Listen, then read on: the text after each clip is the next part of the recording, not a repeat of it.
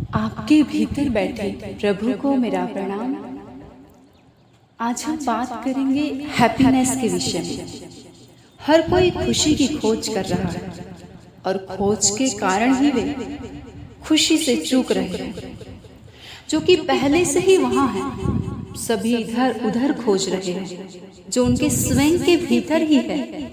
ये बड़ी ही हास्यास्पद बात है। जो आदमी खुशी को बाहर ढूंढ रहा है वह गहरी नींद में है।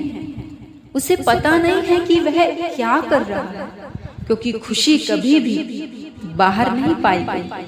और जो भी खुशी जैसा लगता है वह दुख का स्रोत सिद्ध होता है और कुछ नहीं। बाहरी संसार सिर्फ सपने दिखाता है, लेकिन यथार्थ में कुछ देता नहीं।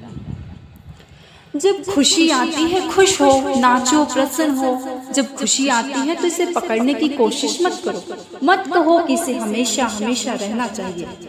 इसी तरह से इसे चूकते हो। जीवन खुशी की खोज है, लेकिन यह दुख लाता है। एक दिन तुम थक जाते हो, उब जाते हो। ये खोज आकर्षित नहीं करती।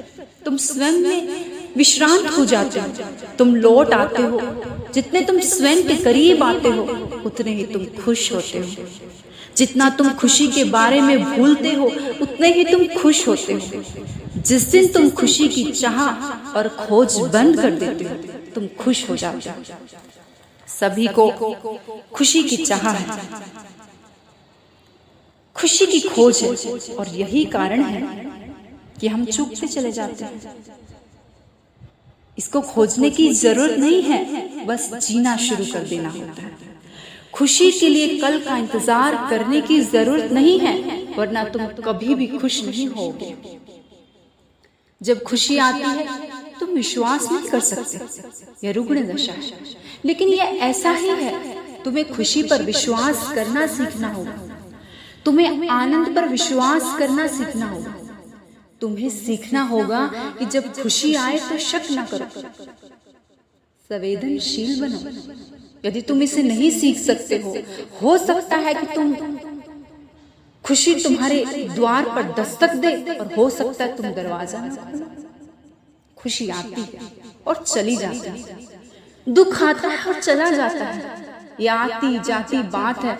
तुम बस हो आईने की तरह। इस आवागमन को देखते कोई बस एक सा रह जाता है। जब दुख आता है तो स्वागत, जब खुशी आती है तो स्वागत करता है, जानते हुए कि एक ही खेल के हिस्से हैं। खुशी को लक्ष्य नहीं बनाया जा सकता। तुम यदि इसे लक्ष्य बनाते हो तो तुम अधिक से अधिक दुखी हो जाते हो। खुशी तो परिणाम है, यह बहुत परोक्ष है।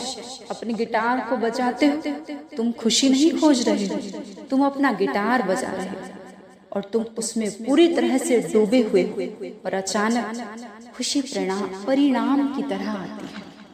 इसलिए मेरे बंधुओं, अपने जीवन में यही बात याद रखनी है कि अगर खुशी चाहिए तो बाहर नहीं, अपने भीतर खोजना होगा। और जिस दिन हमें अपने साथ जीना आ गया तो खुशी अपने आप ही हम अपने जीवन में महसूस करेंगे। आपने मुझे सुना, मैं आपकी बहुत आभारी हूँ। अंत में आपके भीतर बैठे